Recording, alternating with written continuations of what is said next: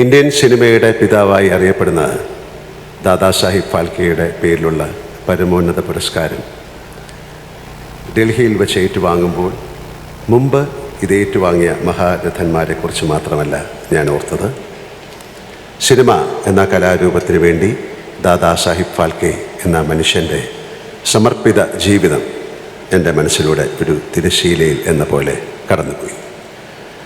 മുംബൈയിലെ പ്രശസ്തമായ JJ school of ആർട്സിലെ ചിത്രകലാ വിദ്യാർത്ഥിയിൽ തുന്നും തുടങ്ങി രാജാ ഹരിചന്ദ്ര എന്ന സിനിമയിലേക്ക് അദ്ദേഹം നടന്ന് തീർത്ത ദൂരങ്ങൾ, പഠനങ്ങൾ, പരീക്ഷണങ്ങൾ, അധ്വാനങ്ങൾ, സ്വപ്നത്തെ വേട്ടയാടിപ്പിടിക്കുന്ന ഒരു മനസ്സിൻ്റെ ആവേഗങ്ങൾ, അത് മനസ്സിലാക്കിയപ്പോൾ സിനിമയിൽ പ്രവർത്തിക്കുന്ന ഒരാളെന്ന നിലയിൽ എൻ്റെ ശിരസ് ഈ ഭൂമിയോളം കുനിഞ്ഞു.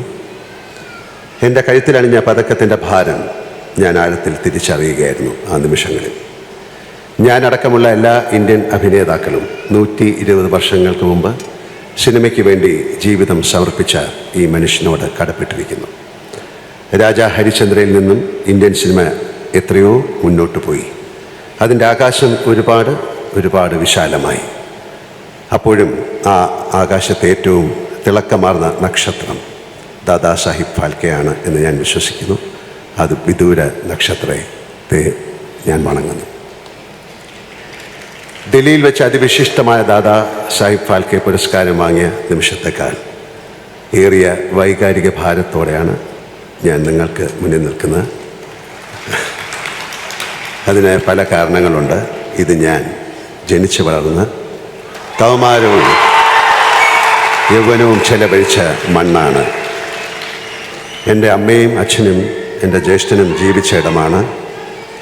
ജീവിതത്തിൻ്റെ സങ്കീർണതകളൊന്നും അറിയാതെ അവർക്കൊപ്പം ഞാൻ പാർത്ത നാടാണ്. ഇവിടുത്തെ കാറ്റും മരങ്ങളും വഴികളും പഴയ പല കെട്ടിടങ്ങളും എൻ്റെ ഓർമ്മകളുടെയും ആത്മാവിൻ്റെയും ഭാഗമാണ്. എനിക്ക് ഈ സ്വീകരണം നൽകുന്നത് എന്നെ ഈ കാണുന്ന ഞാനാക്കി മാറ്റിയ കേരളവും മലയാളികളും അവർ തിരഞ്ഞെടുത്ത സർക്കാരുമാണ്.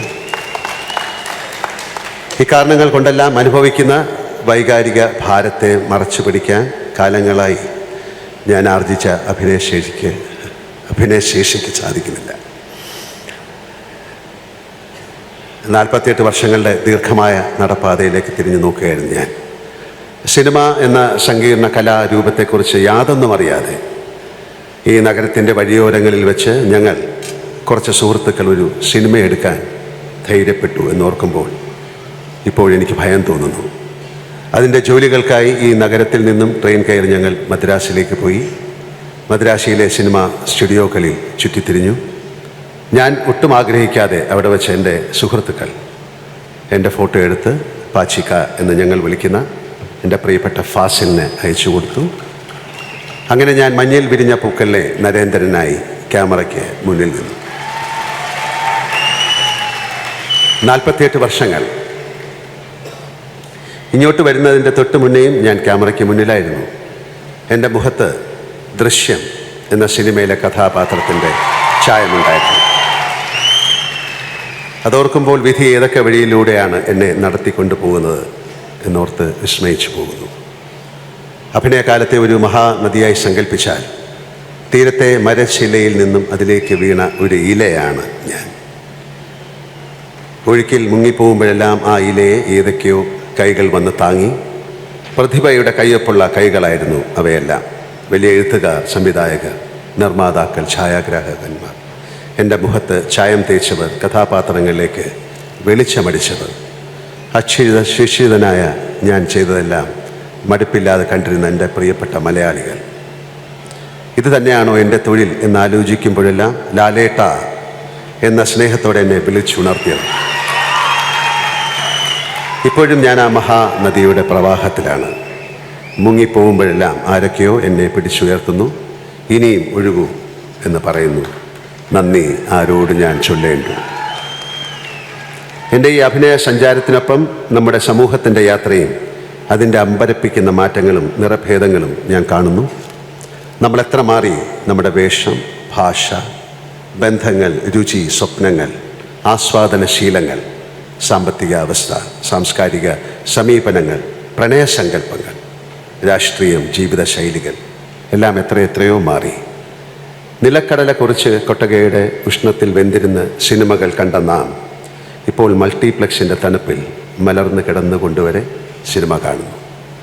സ്കൂൾ ബെഞ്ചിൽ തൊട്ടടുത്തിരിക്കുന്നവർ മാത്രമല്ല ഇന്ന് നമ്മുടെ കുട്ടികളുടെ സുഹൃത്തുക്കൾ. ആഗോള സൗഹൃദമാണ് അവർ ആഘോഷിക്കുന്നത്. എല്ലാ കലാരൂപങ്ങളും കാലത്തിനനുസരിച്ച് പുതിയതായി. സിനിമയുടെ ആഖ്യാനം അപ്പടി മാറി, സാങ്കേതികത മാറി. ഈ മാറ്റത്തിനെല്ലാം നടുവിലൂടെയാണ് ഞാൻ എൻ്റെ യാത്ര നടത്തിയത് എന്നോർക്കുമ്പോൾ ഏതോ ഒരു അജ്ഞാത ശക്തിയുടെ അനുഗ്രഹവും കരുതലും എനിക്ക് അനുഭവപ്പെടുന്നു. അതിനെ എന്ത് പേരിട്ട് വിളിക്കണമെന്ന് പോലും എനിക്കറിയില്ല. ആ ശക്തിയില്ലെങ്കിൽ ഇത്രയും കാലം ഇങ്ങനെ തുടരാൻ എനിക്ക് സാധിക്കില്ലായിരുന്നു എന്ന് ഞാൻ വിനീതമായി തിരിച്ചറിയുന്നു. ദീർഘകാലം അഭിനേതാക്കളായി ജീവിച്ചവരെല്ലാം പ്രാർത്ഥിക്കുന്ന ഒരു കാര്യമുണ്ട് എന്ന് ഞാൻ വിശ്വസിക്കുന്നു. കണ്ട് മനുഷ്യർക്ക് മടുക്കുന്ന കാലം വരെ എന്നെ ഇരുത്തരുത് എന്നാണ്. പ്രേക്ഷകരുടെ ആ മടുപ്പിൽ നിന്നും അഭിനേതാക്കളെ രക്ഷിക്കുന്ന കവചം കഥാപാത്രങ്ങളാണ്. ആ കഥാപാത്രങ്ങളെ സൃഷ്ടിക്കുന്നത് എഴുത്തുകാരാണ്. അതിനെ സംവിധാനം ചെയ്ത് ഒരുക്കുന്ന സംവിധായകരാണ്. പകർത്തുന്ന ഛായാഗ്രാഹകനാണ്. അഭിനേതാവ് ഒരു പിടി കളിമണ്ണ് മാത്രമാണ്. പ്രതിഭകളുടെ കൈ സ്പർശിക്കുമ്പോൾ അതിന് വ്യത്യസ്ത രൂപങ്ങൾ ലഭിക്കുന്നു. ആ രൂപം ജനങ്ങൾക്ക് ഇഷ്ടപ്പെടണമേ എന്ന് പ്രാർത്ഥിച്ചുകൊണ്ട് അഭിനേതാവ് തൻ്റെ കർമ്മം നിർവഹിക്കുന്നു. ഏത് കലാകാരനും എന്ന പോലെ ജീവിതത്തിലും കരിയറിലും ഉയർച്ചകളും താഴ്ചകളും എനിക്കുണ്ടായിട്ടുണ്ട്. വാനോളം പ്രശംസയും പാതാളത്തോളം താഴ്ത്തുന്ന പഴിയും വിമർശനങ്ങളും ശകാരങ്ങളും ഞാനും അനുഭവിച്ചിട്ടുണ്ട്. രണ്ടിനെയും ഞാൻ സമഭാവത്തോടെ തന്നെയാണ് കാണുന്നത്. മോഹൻലാൽ അനായാസമായി അഭിനയിക്കുന്നു എന്ന് പലരും പറയാറുണ്ട്. എനിക്ക് അഭിനയം അനായാസമായ ഒരു കാര്യമല്ല എന്നതാണ് സത്യം. ഒരു കഥാപാത്രത്തിൽ നിന്ന് മറ്റൊന്നിലേക്ക് മാറുമ്പോൾ ദൈവമേ എന്ന് മനസ്സിൽ വിളിച്ചുകൊണ്ട് മാത്രമേ ഞാനിപ്പോഴും ക്യാമറയ്ക്ക് മുന്നിലേക്ക് ചെല്ലാറുള്ളൂ. എനിക്കിത് ചെയ്യാൻ സാധിക്കണമേ എന്ന പ്രാർത്ഥന എപ്പോഴും മനസ്സിലുണ്ടാകാറുണ്ട്. കാണുന്നവർക്ക് ഞാൻ അനായാസമായി അഭിനയിക്കുന്നു എന്ന് തോന്നുന്നുവെങ്കിൽ അത് എനിക്ക് പോലും അറിയാതെ ഇതുവരെ തിരിച്ചറിയാൻ കഴിയാത്ത ഏതോ ശക്തിയുടെ അനുഗ്രഹം കൊണ്ടാണ് സാധിക്കുന്നത്. ഈ പുരസ്കാരം ലഭിച്ചതിന് ശേഷം ഞാൻ കൊച്ചിയിലെത്തിയപ്പോൾ ജോലി തന്നെയാണ് എൻ്റെ ഈശ്വരൻ എന്ന് ഞാൻ പറഞ്ഞിരുന്നു. ഏത് കാര്യവും ഉപാസനാനിഷ്ഠമായ മനസ്സോടെ കാലങ്ങളോളം ചെയ്യുമ്പോൾ നിങ്ങൾ ആ കാര്യം തന്നെയായിത്തീരും. അതൊരു വല്ലാത്ത അവസ്ഥയാണ്. അതിലല്പം എക്സ്റ്റസി ഉണ്ട്. ഞാൻ എന്ന ഈഗോ അവിടെ ഇല്ലാതായിത്തീരുന്നു. ചെയ്യുന്ന ആ കർമ്മമായി ഞാൻ മാറുന്നു. അതിനുശേഷം ഞാനാണിത് ചെയ്തത് എന്ന അഹങ്കാരം ഉണ്ടാകുന്നില്ല. അതിൻ്റെ ഫലത്തിൽ അമിതമായി ആഹ്ലാദിക്കുകയോ ദുഃഖിക്കുകയോ ചെയ്യുന്നുമില്ല. നാം ഒരു നിമിത്തം മാത്രമായി തീരുന്ന ഉന്നതമായ ഒരവസ്ഥയാണത്. ജീവിതം ഒരു യജ്ഞമായി തീരുന്ന പരമമായ സ്ഥിതി. എനിക്കത് അഭിനയമാണ്. അതുകൊണ്ട് അത് തന്നെയാണ് എൻ്റെ ദൈവം. ഏത് കലാകാരനും ലഭിക്കുന്ന പുരസ്കാരങ്ങൾ ഏറ്റുവാങ്ങുന്നത് അയാളുടെ കരങ്ങളാണെങ്കിലും അത് എത്തിച്ചേരുന്നത് അയാളെ സൃഷ്ടിക്കുന്നതിൽ വലിയ പങ്ക് വഹിച്ച സമൂഹത്തിലേക്കാണ്. കാഴ്ചക്കാർ ഉണ്ടായിരുന്നില്ലെങ്കിൽ ആ കലാകാരനോ കലാകാരിയോ ഉണ്ടാകില്ലായിരുന്നു.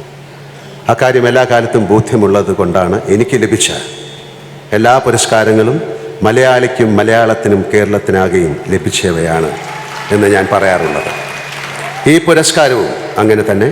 മഹത്തായ നിരവധി പുരസ്കാരങ്ങൾ ഇടചേർന്നിരിക്കുന്ന നമ്മുടെ സംസ്കാരത്തിൻ്റെ വിശാലമായ ഷോക്കേസിൽ എനിക്ക് ലഭിച്ച ഈ പുരസ്കാരവും ഞാൻ സമർപ്പിക്കുന്നു.